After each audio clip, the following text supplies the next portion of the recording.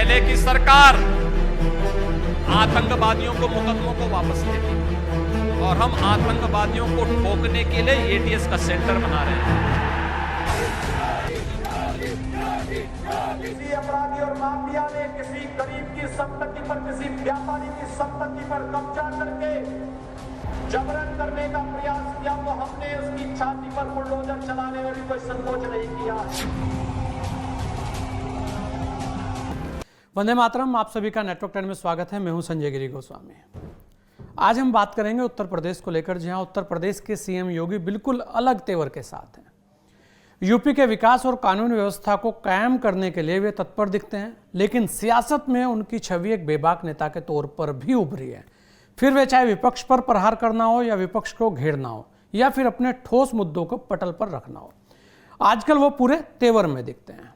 चुनावी सभा हो या फिर कोई कार्यक्रम, सीएम योगी आदित्यनाथ अपनी धमक के साथ रहते हैं। और जहां बात कानून व्यवस्था की है तो वहां अपराधियों और अराजक शक्तियों को कड़ा संदेश देने से भी नहीं चूकते। समय समय पर कुछ ना कुछ कड़ा संदेश देते रहते हैं और लोग उनसे अपेक्षा भी यही करते हैं, और खासकर महिलाएं और बच्चे। आइए देखते हैं उनकी अलग अलग समय पर कुछ ऐसी तस्वीरें जो वास्तव में लगता है कि योगी के तेवर कड़क हैं। पहले की सरकार आतंकवादियों को मुकदमों को वापस लेती और हम आतंकवादियों को ठोकने के लिए एटीएस का सेंटर बना रहे हैं। किसी अपराधी और माफिया ने किसी गरीब की संपत्ति पर, किसी व्यापारी की संपत्ति पर कब्जा करके जबरन करने का प्रयास किया तो हमने उसकी छाती पर बुलडोजर चलाने में भी कोई संकोच नहीं किया। योगी आदित्यनाथ पिछले दिनों छत्तीसगढ़ के राज्य विधानसभा चुनाव में बस्तर के सुकमा क्षेत्र में थे। तब उन्होंने सभा में कहा कि लव जिहाद के नाम पर अपना कार्यकर्ता आदिवासियों की हत्या स्वीकार नहीं करेगा। हमारा एक कार्यकर्ता ईश्वर साहू चुनाव लड़ रहे हैं, उनके पुत्र भुवनेश्वर साहू की हत्या इसलिए कर दी थी, उस नौजवान ने अपने गांव में लव जिहाद के माध्यम से एक बालिका को झूठे प्रलोभन दे करके, धोखा दे करके जबरन उसको मुसलमान बनाने का कुत्सित प्रयास किया गया।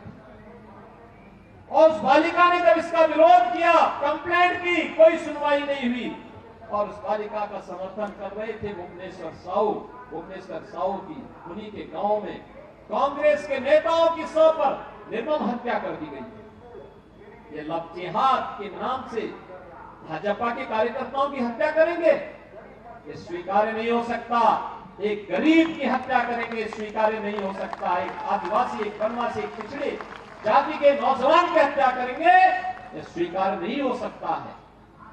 धर्मांतरण के नाम पर जिस प्रकार के राजक गतिविधियों को ये सरकार प्रश्रय दे रही है, ये स्वीकार नहीं किया जाना चाहिए। भाइयों बहनों, यह आपको राम की विरासत से दूर करने का प्रयास हो रहा है। यह आपको माता दंतेश्वरी की विरासत से, यह आपको गंगा देवी माता की विरासत से दूर करने का प्रयास हो रहा है, आपके पूर्वजों की परंपरा से दूर करने का प्रयास हो रहा है। और इसलिए इस साजिश को पूरी तरह बेनकाब करने के लिए हम सबको अब मिलकर के कार्य करना होगा। और इसीलिए छत्तीसगढ़ में कल भी मैं था, एक ही आवाज आ रही है और भाइयों, और आवाज है कि अब न सही बोल। एक और दूसरी सभा में योगी गरजे थे। नक्सलियों की छाती पर यूपी का बुलडोजर गरजेगा। उन्होंने कहा कि छत्तीसगढ़ की कांग्रेस सरकार आस्था से खिलवाड़ करती आई है। यूपी में जब भाजपा सरकार नहीं थी तो वहां पर्व त्योहार नहीं मनाने देते थे, कावड़ यात्रा नहीं निकलने देते थे। अब वहां स्थिति बदली है। और ऐसी सजा करेगी जैसे उत्तर प्रदेश में देखते होंगे ना, माफिया के खिलाफ क्या होता है। ये बौखलाहट है जो कल रतन दुबे के साथ हुआ है, स्वर्गीय रतन दुबे के साथ जो हुआ है, ये नक्सलवादियों के और कांग्रेसियों की बौखलाहट है। उनको मालूम है डबल इंजन की सरकार आ रही है और आते ही इनकी छाती पर भी यूपी का बुलडोजर रौंदेगा इनको।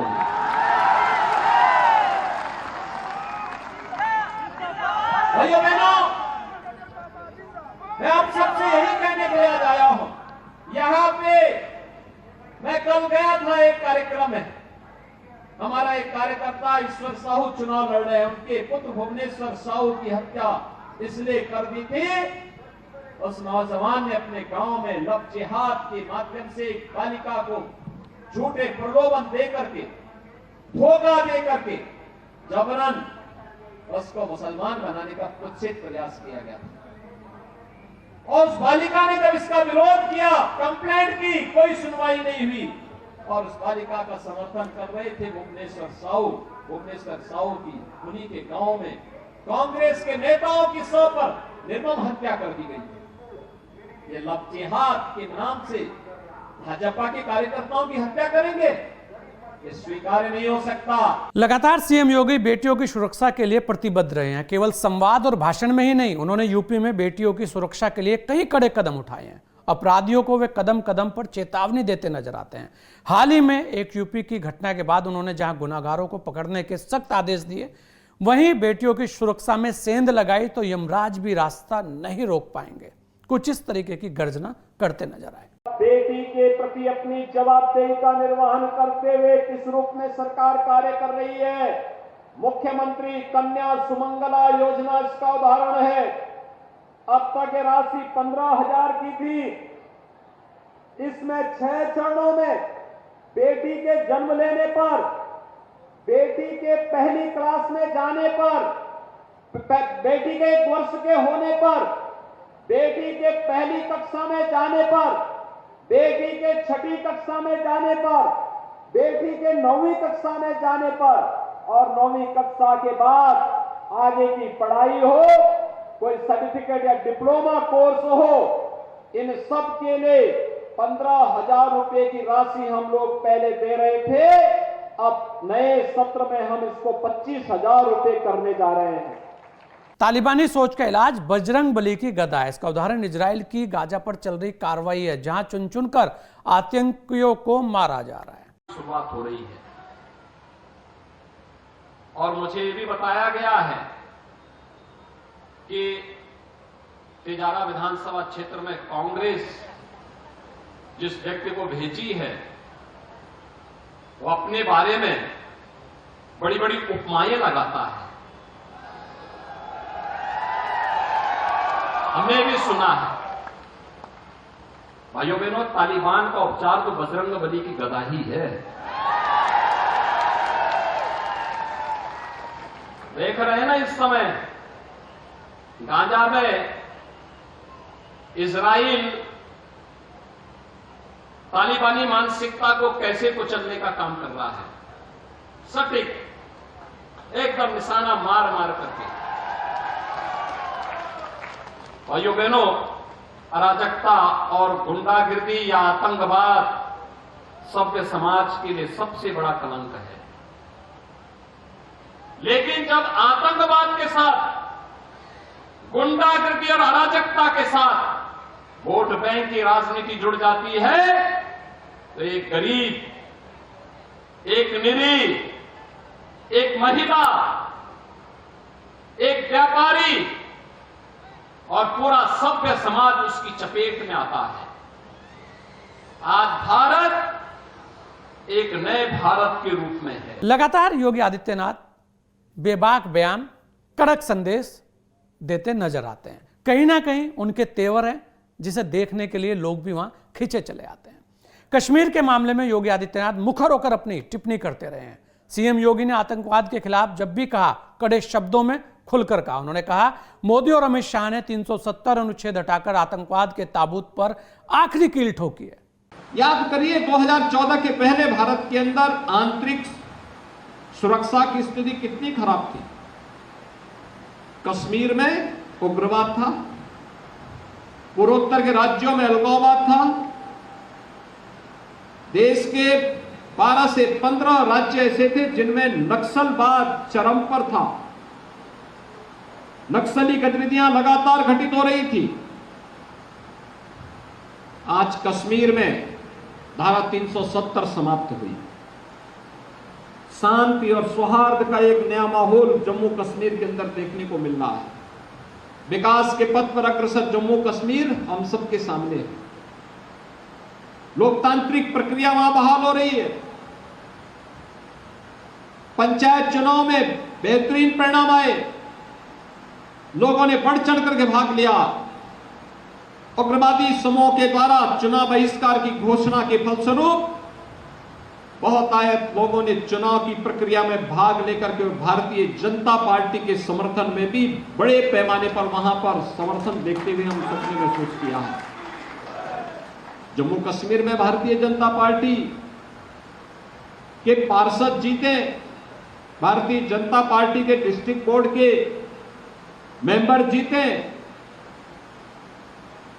यह एक कल्पना थी, लेकिन यह वास्तविकता में बदली है पिछले 9 वर्ष के अंदर जम्मू कश्मीर के अंदर हुए विकास कार्यों के कारण। सियासी विरोधियों पर प्रहार करने की सीएम योगी आदित्यनाथ की अपनी एक अलग शैली होती है। उनके तीर चुभते हैं, वे कटाक्ष भी करते हैं और अपना संवाद भी जनता तक पहुंचा देते हैं। शायद यही कारण है कि जनता भी खूब तालियां पीटती है। छत्तीसगढ़ की सभा में उन्होंने कहा कि लालू के चारे घोटाले से आगे निकलकर कांग्रेस गाय का गोबर खा गई है। आश्चर्य होता है हमें, पहले केवल माइनिंग का आरोप लगा था और माइनिंग के भ्रष्टाचार के कारण छत्तीसगढ़ में कांग्रेस सरकार को कटघरे में खड़ा होना पड़ा था। लेकिन अब माइनिंग के बाद यहां पे विकास की विभिन्न योजनाओं में भ्रष्टाचार की शिकायत भी आ गई और इस शिकायत अब यहां तक पहुंच गई है कि भाइयों बहनों, इनके एक पार्टनर ने बिहार में चारा घोटाला किया था, इन्होंने छत्तीसगढ़ में गोबर घोटाला कर दिया। अब याद करिए,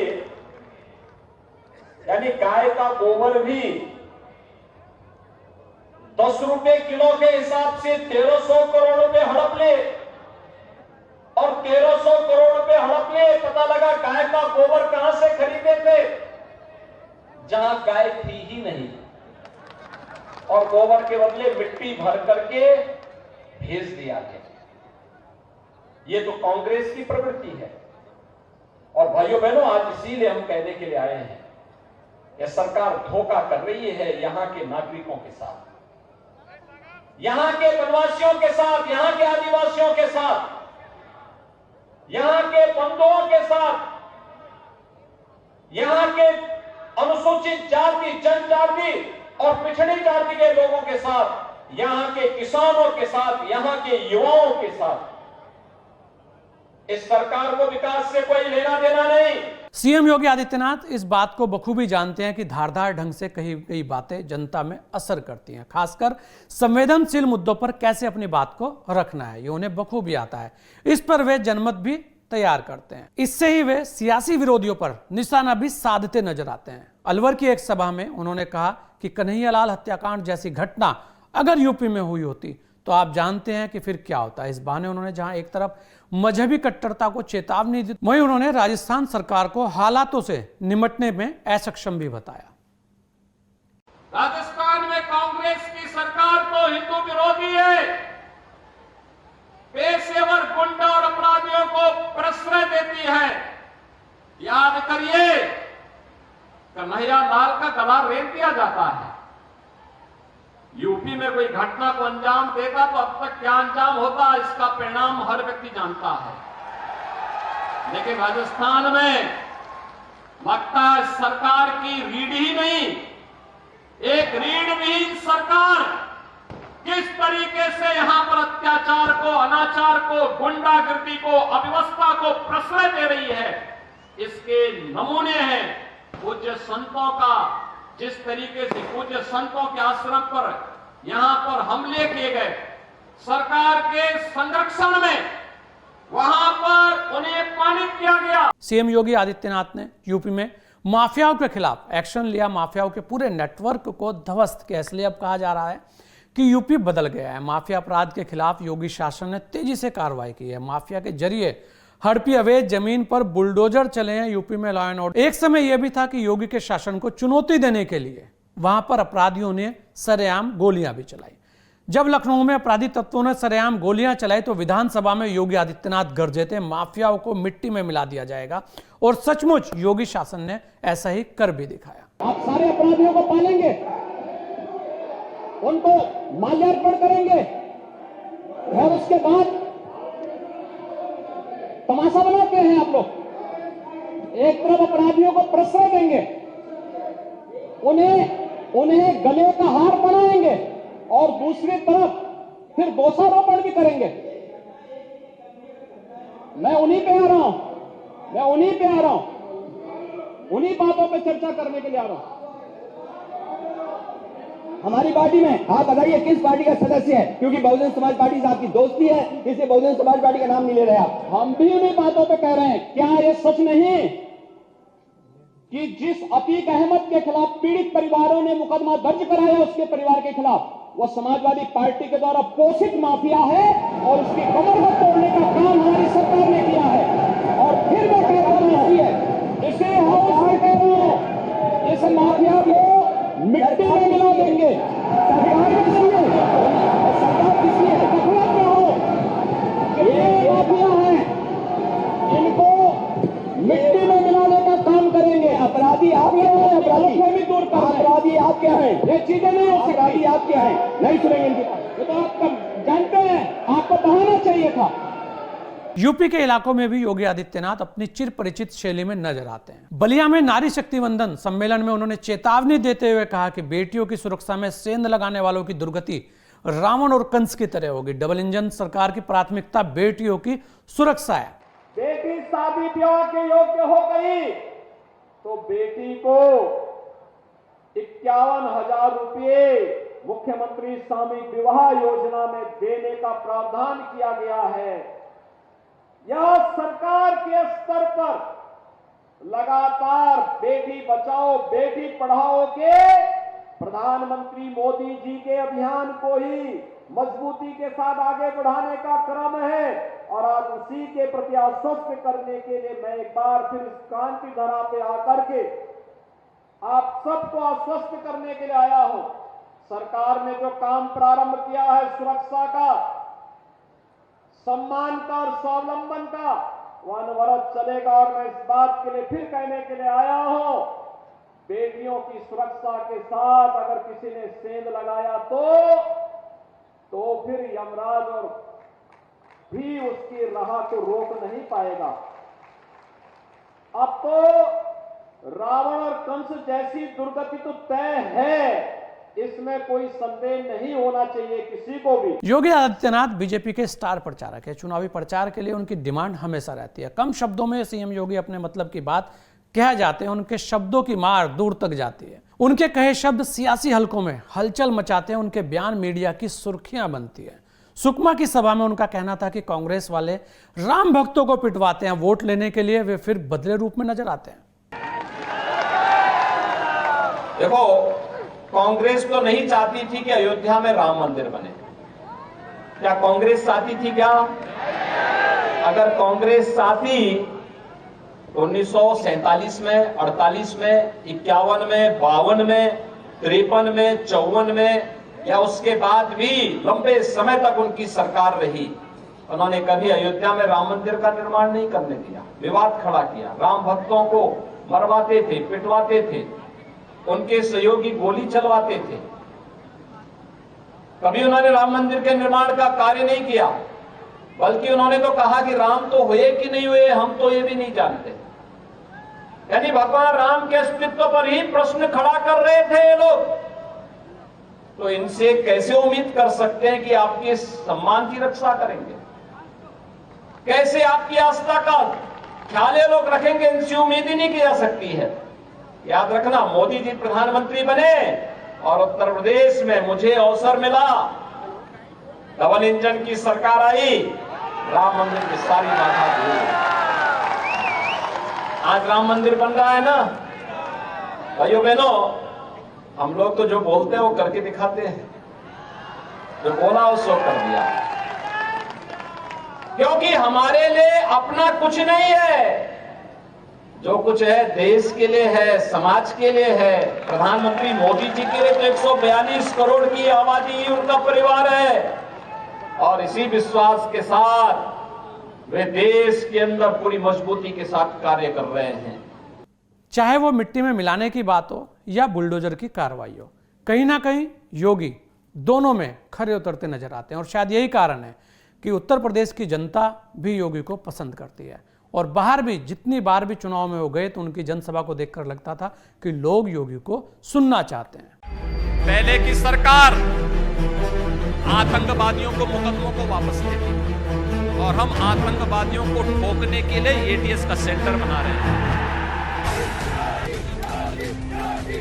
किसी अपराधी और माफिया ने किसी गरीब की संपत्ति पर, किसी व्यापारी की संपत्ति पर कब्जा करके जबरन करने का प्रयास किया तो हमने उसकी छाती पर बुलडोजर चलाने में भी कोई संकोच नहीं किया।